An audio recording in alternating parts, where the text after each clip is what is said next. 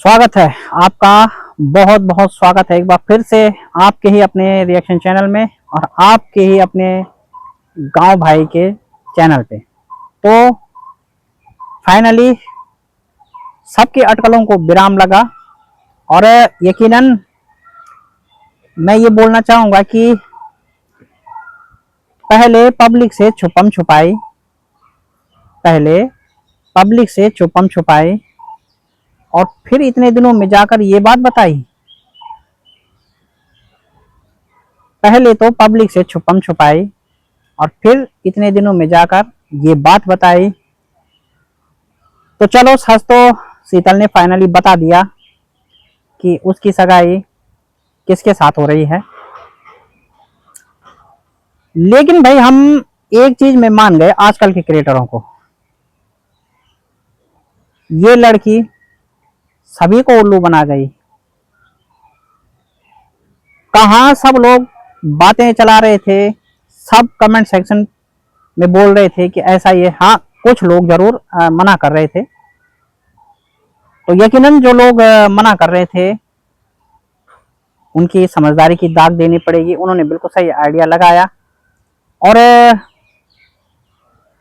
कुछ reaction channel वाले भी थे जो पुराने चैनल हैं, समझदार चैनल हैं, उन्होंने भी बता दिया था कि कुछ ऐसा लग रहा है। क्योंकि पॉइंट करने का अपना, नोट करने का एक अपना अपना नजरिया होता है।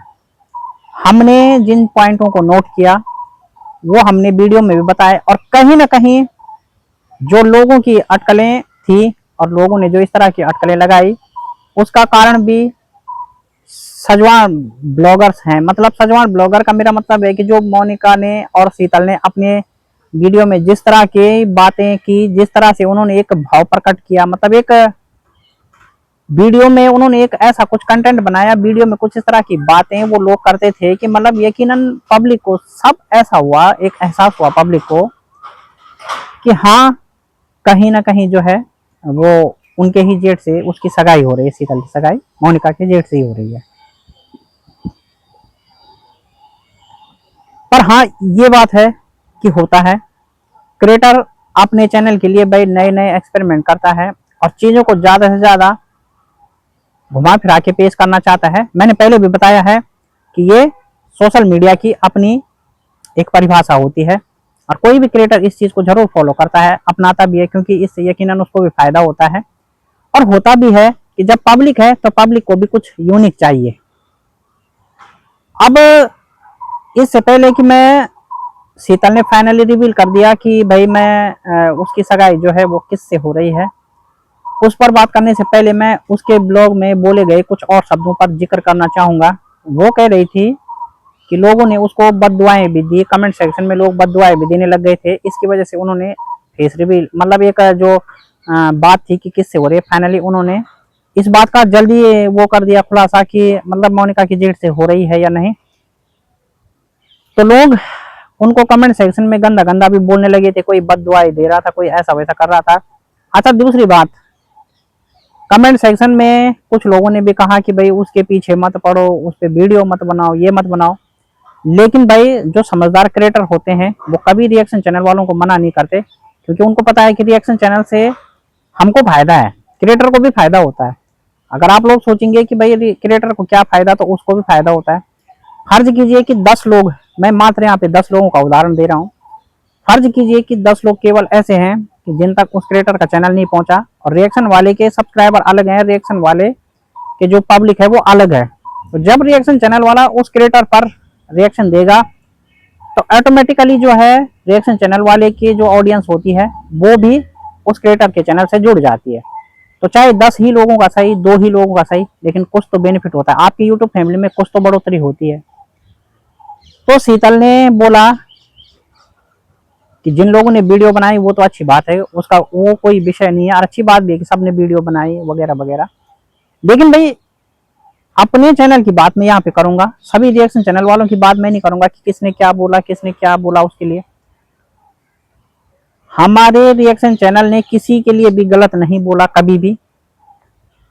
हाँ कंटेंट वगैरह या थंबनेल में एक्सपेरिमेंट्स जरूर किए जाते हैं और वो जैसे कि मैंने बताया सोशल मीडिया का एक तरीका भी होता है व्यू आकर्षित करने के लिए।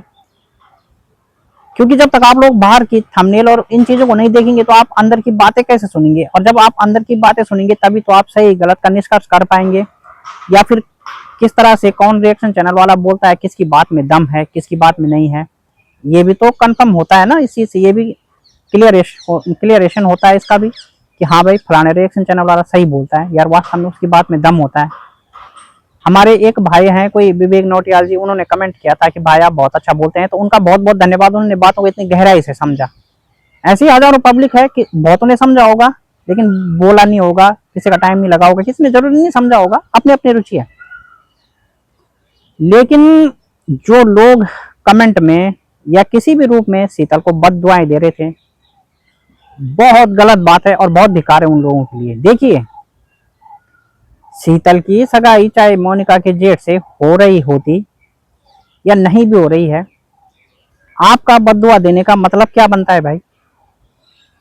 कोई आपकी प्रॉपर्टी को छीन रही है, वो कोई आपके लिए उसने कोई गलत कर रखा है, आपका कोई पर्सनल लॉस कर रखा है शीतल ने, भाई ठीक है उसकी सगाई है, वो नहीं बता रही है, वो घुमा फिरा के बातों को पेश कर रही है, कुछ भी कर रही है, ये उसका अपना कंटेंट है और अपना सोशल मीडिया का उसका एक तरीका है चलाने का। अगर बद्दुआ देने वालों को वो चीज गंदी लग रही थी तो नहीं देखना चाहिए ना। आपको जब लगता है कि क्रिएटर इतना गंदा बोल रहा है और आपको समझ नहीं आता तो किसी को बद्दुआ मत दो। मैंने क्या कहा था कल के वीडियो में कि किसी के लिए नेगेटिव बोलने से तो अच्छा है कि आप उसकी वीडियो ना ही देखें, तो वो दोनों के लिए अच्छा, आपका भी मुंह खराब नहीं होगा। क्योंकि होता है ना, आपने किसी को सामने नहीं देखा, आपका किसी ने कुछ नहीं बिगाड़ा है, और आप किसी को बिना बात की अगर गाली देंगे बद्दुआएं देंगे तो वो तो लौट कर आप पर लगेंगे ना। क्योंकि जैसे आसमान में कुछ नहीं है और अगर आप बंदूक की गोली आसमान में चलाएंगे तो वो तो उल्टा वो नीचे आप ही को आएगी वापस। तो ठीक उसी तरह से अगर आपका किसी ने कोई नुकसान नहीं किया है, किसी ने आपका कोई कुछ नहीं बिगाड़ा है, तो आपकी बद्दुआएं तो आप पे आएंगी ना, वो दूसरे पे थोड़ी जाएंगी।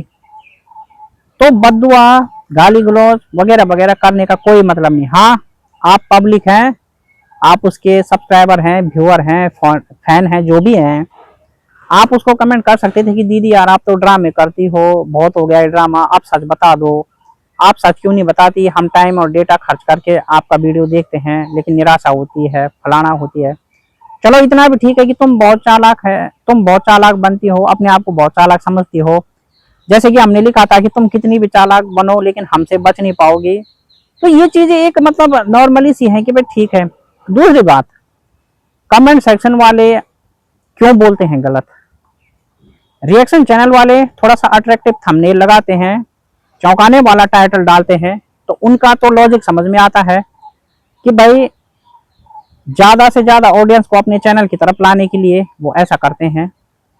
उनका इसमें फायदा है चैनल का, उनको रेवेन्यू वगैरह मिलता है, व्यू मिलता है, ऑडियंस उनके चैनल से ज्वाइन होती है, तो उनकी तो कुछ हद तक चीजें समझ में आती हैं। लेकिन हाँ गंदा तो अगर रिएक्शन चैनल वाले भी किसी को बोलते हैं, गलत बोलते हैं, गाली गलौज या बद्दुआएं वगैरह देते हैं भाई, तो ये तो बहुत गंदी बात है और इस पर तो कानूनी कार्रवाई का भी प्रावधान है, क्योंकि आप किसी को गलत नहीं बोल सकते। किसी का वीडियो बनाओ, थंबनेल लगाओ, क्लिप लगाओ, किसी को बोलो, रोस्ट भी करो, लेकिन गलत नहीं, गाली नहीं, बद्दुआएं नहीं। सोशल मीडिया में जो जो फॉर्मूले अपनाए जाते हैं आदर्श से, पूरे रिस्पेक्ट से आप उनको अपनाओ, लेकिन इसका मतलब ये नहीं कि आप किसी को कुछ भी बोल दो। तो रिएक्शन चैनल वालों का तो थंबनेल और टाइटल चलो क्रिएटिव होता है, थोड़ा सा मतलब चौंकाने वाला, वो लगाते हैं जानबूझ के, वो समझ में आता है। लेकिन यार कमेंट सेक्शन वाले किसी को इतना गलत क्यों बोलते हैं, उनका समझ नहीं आया भाई। क्यों बोलते हैं आप किसी को गलत? आपका बेनिफिट क्या होता है किसी को गलत बोल के? क्या मिल जाता है आपको? आपका चैनल नहीं, कुछ नहीं, तो खाली की बद्दुआएं आप क्यों लेते हैं? क्या मिलता है आपको गलत बोल के? तो शीतल दुखी हो रही थी उस बात से, और उसने कहा कि इसीलिए उसने, जब लोगों ने उसको इतना ट्रोल कर दिया और इतनी बद्दुआएं दे रहे थे, तो उसको बताना पड़ा। देखो सोशल मीडिया में आप किसी को सपोर्ट करते हैं, बहुत अच्छी बात है, लेकिन उस सपोर्ट का मतलब ये नहीं है कि आप उसके मालिक बन गए, आप उसके दाता बन गए कि आप जो चाहो उसको सोशल मीडिया पे बोल दो। क्रिएटर को भी ऐसा नहीं होना चाहिए, ये गलत बात है। आप फॉलो करते हैं, सपोर्ट करते हैं, बहुत अच्छी बात है, लेकिन प्यार से कीजिए, तरीके से कीजिए, विरोध भी करना है, कमेंट करने हैं, विरोध करना है, कुछ भी बोलना है, तरीके से बोलिए। तरीके हैं, 1000 तरीके हैं। जरूरी तो नहीं कि आप किसी को गाली गलौज गलत बोल के ही कुछ विरोध करें। एक केवल यही तरीका तो नहीं है ना, 1000 तरीके हैं अच्छाई के। तो फाइनली ये था। और वीडियो बनाने के लिए तो उन्होंने खुद बोला है कि भाई जिन्होंने वीडियो बनाया वो बहुत अच्छी बात है और वीडियो बननी भी चाहिए। तो फाइनली सगाई की हमारी तरफ से एक बार फिर से शीतल को तो बधाई। और भाई आपने जो उल्लू बनाया हम जैसे रिएक्शन चैनल वालों को भी, और यकीनन मुझे पूर्ण रूप से विश्वास था कि आपकी सगाई तो मोनिका के जेठ के साथ हो रही है। पर हाँ, एक चीज यहाँ पर मेरी मिस्टेक थी, और वो क्या थी मैं आपको बताता हूँ। देखिए, हम रिएक्शन चैनल वाले हैं, लेकिन हम में वो दम भी है कि हम अपनी गलती भी सरेआम एक्सेप्ट करने का इतना वो रखते हैं, मतलब इतनी क्षमता हम रखते हैं। ऐसे नहीं मतलब विभिन्न चैनलों की तरह कि पहले तो बात कुछ बोली फिर बाद में इधर उधर को घुमा दिया, उधर को घुमा दिया। सचमुच मिस्टेक हुई है। और वो कैसे हुई है कि शीतल ने एक कमेंट सेक्शन में किसी को रिप्लाई किया था कि जो किसी ने कमेंट किया था कि जो आंटी जी आपके साथ रिंग बनाने जा रही हैं क्या वही आपकी सास है? तो शीतल ने नहीं कहा था कि नहीं। तो मतलब हाँ, तो मतलब नहीं नहीं, मोनिका की सास क्या आपकी सास है? तो शीतल ने नहीं बोला था ऐसा कुछ, मतलब। और उसमें फेस भी एक बार रिवील जरूर हुआ था।